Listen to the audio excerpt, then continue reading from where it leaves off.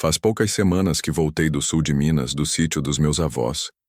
E ainda acordo no meio da noite com o cheiro de lenha molhada no nariz e um rumor de passos no terreiro que não existem mais. Fui para lá para fugir um pouco da cidade, das buzinas, dos prazos, das mensagens que não param. Vai respirar, menino, minha mãe disse, e eu fui. O ônibus me largou na beira da estrada de terra, e de lá caminhei uns 20 minutos entre pés de eucalipto e cafezal, o vento frio descendo da serra e pegando no rosto, os passarinhos pousando nos fios. Chamei a porteira. Ô de casa! E o latido de 2 vira-latas levantou poeira. Minha avó, Dona Alzira, apareceu com a saia roçando no chão e o terço pendurado no pescoço. Meu avô, seu Joaquim, veio atrás, chapéu gasto na testa, a cara fechada que sempre me deu vontade de abraçar e calar o mundo. Entrou um vento danado hoje, uai, ela disse, me fazendo o sinal da cruz entre as sobrancelhas. Mas o santo guarda. Beijou minha testa e me puxou para a cozinha, onde a panela de ferro soltava um cheiro de feijão com linguiça que parecia ter ficado me esperando desde que eu era criança. Meu avô bateu a porta com o pé, encostou o facão no canto e me deu aquele abraço que não era abraço. Um toque no ombro, firme, e um, pois é, quase inaudível, mas que valia mais que qualquer conversa. No quarto, o oratório cheio de santos, um copo com arruda na água, a vela de 7 dias queimando com chama mansa. Sua avó anda benzendo meio mundo, viu? Ele resmungou servindo cachaça. Povo anda com umas conversa. Eu perguntei que conversa. E ele não respondeu, só levantou o copo. Vovó lavando as mãos disse sem me olhar. Tem trem esquisito rondando os quintais, meu filho. Uns bichos aparecendo morto, umas mães escutando choro no mato. Mas isso é só o povo falando. Senta, come. Na primeira noite, dormi com a janela entreaberta, querendo ouvir o silêncio roçar nas folhas. O relógio de parede batia a cada hora como se batesse dentro de mim.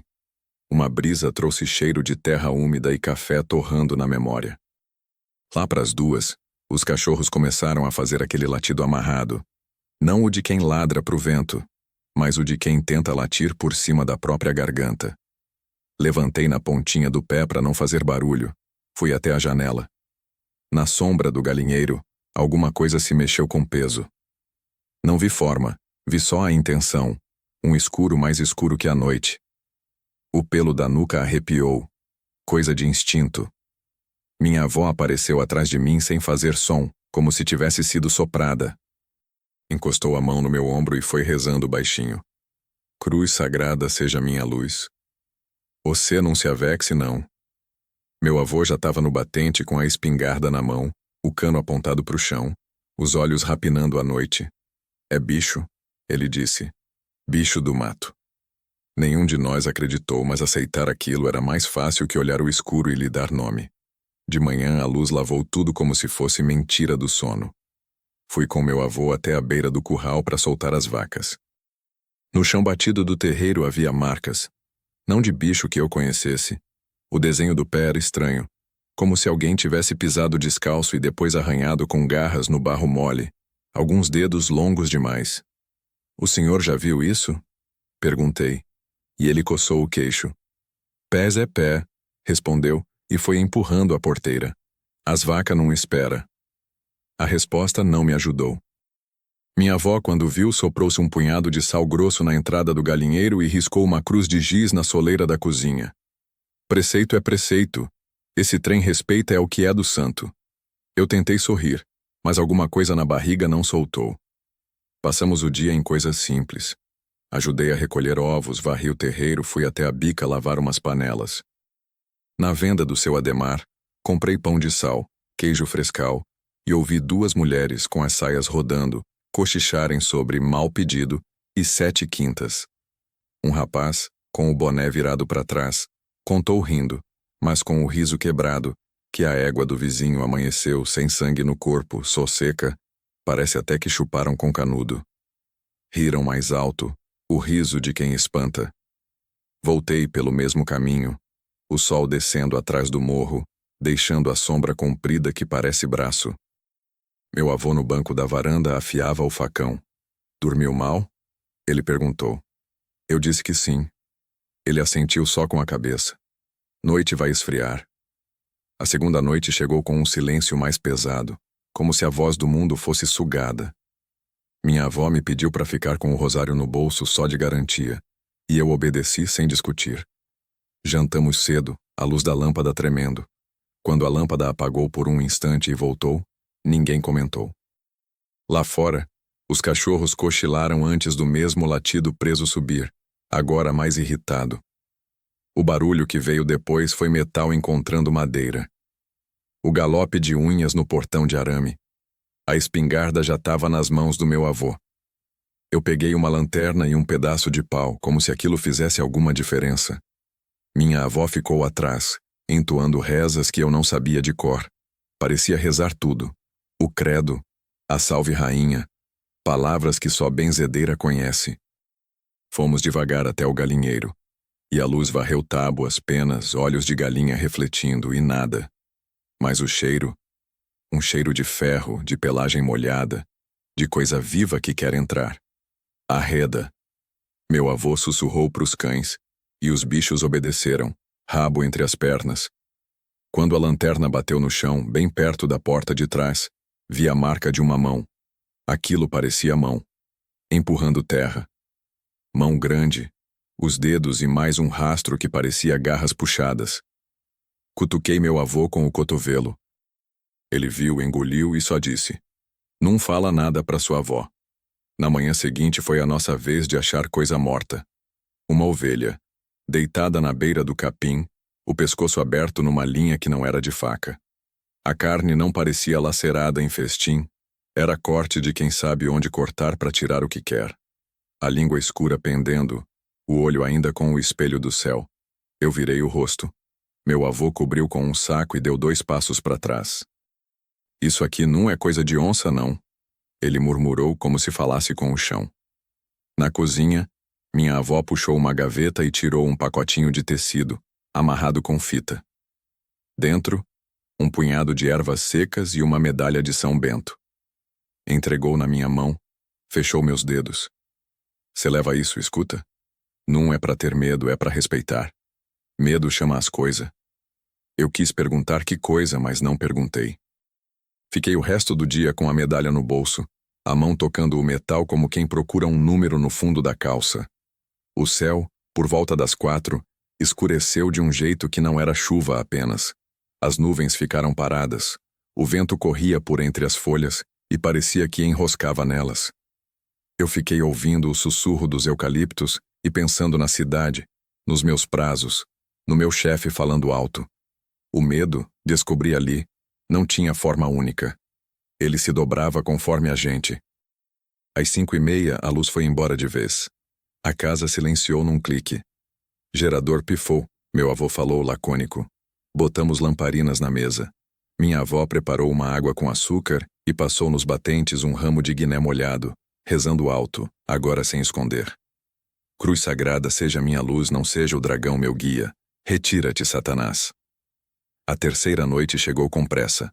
O latido dos cães nem começou. Foi cortado no meio por um ganido que me cortou junto. Depois, silêncio. A lamparina fazia sombra grande na parede, a chama dançando num tremor que vinha do meu punho. Antes que eu me levantasse, uma pancada estourou a lateral do paiol, como se um touro tivesse batido o ombro na madeira. O milho chacoalhou nos sacos, caiu. As galinhas dispararam num desespero cego. Meu avô já estava de pé, a espingarda no ombro, o facão na cintura. "Fica atrás de mim," ele disse, mas meu corpo foi por conta própria. Peguei a lanterna, peguei o pedaço de pau de novo e não sei porquê, botei a medalha na boca por um segundo, experimentando o gosto de metal frio. Minha avó ficou na porta, e sua voz começou a tremer as palavras. "São Bento glorioso, socorrei." A lanterna cortou o escuro e o escuro cortou a lanterna de volta. O que eu vi primeiro foi o reflexo dos olhos. Não os olhos amarelos que a gente brinca que cachorro tem quando o farol bate na estrada. Eram 2 pontos de âmbar profundo, fixos na gente, e neles não tinha raciocínio. Era fome, e raiva juntas. Um fundo de mundo. Depois, vi a pelagem retinta, molhada de sereno, o corpo grande demais para ser lobo, pequeno demais para ser boi, as costas arqueadas num desenho de arco pronto para disparar. A boca era um amontoado de dentes que não se espera em bicho de verdade, longos, uma baba espessa escorrendo e pingando no chão, um plique-plique que parecia metrônomo do pânico. O cheiro era de sangue, mas de sangue velho, como se a coisa carregasse um açougue dentro. Meu avô atirou antes que eu conseguisse respirar. O estampido estourou as folhas, um clarão curto e o recuo do ombro dele. A criatura cambaleou, mas não caiu. Soltou um urro que não era animal conhecido. Tinha coisa de gente ali, um rasgo na nota que fez minhas mãos soltarem a lanterna. A luz rolou e bateu no tronco de um pé. Não era cascos, não era almofada. Era algo que se propunha pé e falhou. A coisa veio. Meu avô golpeou com o facão um corte de lado que abriu pelo e carne, e outra vez mais, e a criatura levou o golpe como se fosse chuva. Me lançou no chão num empurrão de ombro, a dor subindo pelo meu peito. Eu enfiei a mão no bolso por reflexo, a medalha.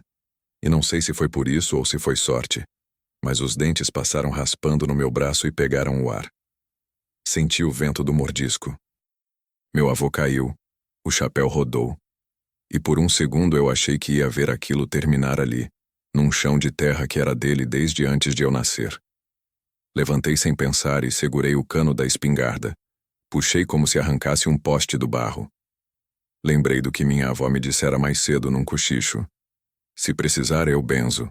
E benzo o chumbo também. Ela tinha passado o terço no cano, tinha sussurrado palavras, tinha molhado com água do copo do oratório. Eu não acreditava, mas naquela hora eu acreditei em tudo. Mirei do jeito que meu avô me ensinou quando eu tinha 12 anos, a borboleta da mira alinhada com o queixo do bicho. Atirei. O barulho me partiu por dentro. A criatura deu 2 passos para trás, um lado da cara se desfazendo num escuro e mesmo assim não caiu. Ela girou e correu em direção ao milharal, um vulto enfiado no corredor verde, abrindo caminho com o ombro, deixando um rastro de sangue que era quase preto. "Não deixa ir", gritou meu avô, e a voz dele tinha urgência que eu nunca tinha escutado. Corri atrás, a perna enroscando no mato, a lamparina que minha avó ergueu atrás da gente jogando um ouro pobre nas folhas. Entrei no milho com a espingarda pendendo e o facão na mão. O som dos meus passos e da respiração do bicho se misturou, e um cheiro doce de seiva cortou o azedo de sangue. Vi um vulto à direita, virei, e o mundo virou comigo. Foi no claro da clareira, no pedaço onde a terra era nua de tanto passar boi. A criatura parou ali, como se fosse o lugar marcado. Olhou para mim com aquela raiva antiga, e eu tremi. Minha avó, distante, rezava mais alto agora, e as palavras vinham como chicote. "Retira-te, Satanás, nunca me aconselhes coisas vãs." Minha mão assentou no cabo do facão, o metal gelado me dizendo que o mundo ainda tinha peso. A coisa veio outra vez, e eu saltei de lado como pude, o braço riscado por uma garra que abriu a pele sem se dar ao trabalho de se desculpar. O facão cortou o ar e pegou a junta do pescoço, não como quem sabe o que faz, mas como quem acertou um caminho. Senti a resistência, ouvi o estalo. Não foi bonito, não foi heróico, foi bruto. Ela cambaleou, esbarrou num toco e, pela primeira vez, fraquejou visivelmente. Meu avô chegou, tropeçando, com sangue no rosto que não era dele. Pegou a espingarda da minha mão, recarregou num gesto automático. "De lado", ele disse, e eu fui. A criatura tentou pular, a pata dianteira falhou. O tiro veio, acertou o peito, e o barulho que saiu dela foi mais baixo, como se o mundo tivesse murchado na garganta. Ainda deu um passo, 2 às mãos, arranhando o chão, e caiu com um peso que sacudiu a terra sob nossos pés. Abriu e fechou a boca 2 vezes, e parou. Não houve transformação na nossa frente, não houve milagre nem maldição desmanchando em ar. Ficou ali o que era. Uma coisa de pelagem cerrada, dentes demais, Olhos que, apagados, já não diziam nada. E o silêncio voltou rápido demais, como se estivesse esperando desde sempre. Minha avó chegou por último, ofegante, com a lamparina tremendo e o terço enroscado nos dedos. Ela não cruzou o círculo da queda. Ficou na borda e rezou mais uma vez, agora com calma, a voz cansada, firme. Molhou a ponta dos dedos na água do copo que trouxera e salpicou o corpo. Meu avô, de poucas palavras, tirou o chapéu e fez o sinal da cruz diante do que matamos. Não falamos o que era. Não falamos quem era. Não falamos nada. Trouxemos querosene, empilhamos uns gravetos. Meu avô riscou o fósforo como quem acende fogão, e o fogo subiu devagar, depois com fome. O cheiro que veio não era só de bicho queimado, era um cheiro que não cabe nas palavras, e ainda bem, não precisa caber. Ficamos até o fim, a luz laranja lavando o milharal, as sombras pulando das folhas. Meu avô colocou a mão no meu ombro, e aquele toque de sempre, tão contido, foi a corda que me puxou de volta para o corpo. Foi preciso, ele disse. Minha avó guardou a lamparina, o rosto fechado num cansaço antigo. Reza e fogo. O resto é só história. De manhã, os vizinhos apareceram, um a um, como passaminho. Perguntaram dos cães, perguntaram do barulho. Meu avô disse que foi onça rondando, que espantamos. Mostrou as galinhas meio assustadas como prova de vida. Ninguém insistiu. Ninguém quer ouvir o que não sabe nomear. Fizemos um buraco no fundo do terreiro e enterramos o que sobrou do carvão. Minha avó plantou um pé de manjericão em cima, socou a terra com cuidado. Para dar cheiro bom, ela disse, e sorriu pequeno, como quem lembra que o mundo também tem seus modos de curar. Voltei para a cidade 2 dias depois. O ônibus sacudiu pelos mesmos buracos, as mesmas curvas, e a paisagem pareceu mais normal do que nunca. No meu bolso, a medalha de São Bento. No braço, 3 linhas finas que coçavam sob a gaze, lembrando a garra que me experimentou.